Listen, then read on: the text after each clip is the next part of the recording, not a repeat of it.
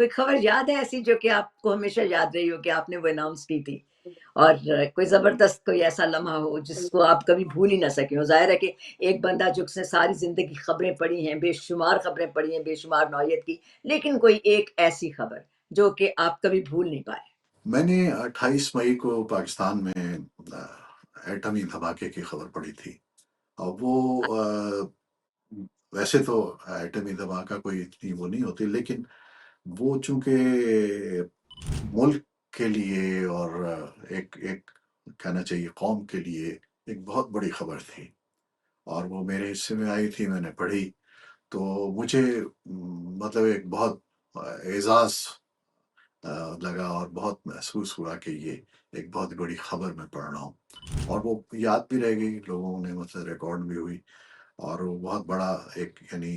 پاکستان کی تاریخ میں ایک بہت بڑا لمحہ تھا، تو اور اس لمحے کی خبر میں نے پڑھی۔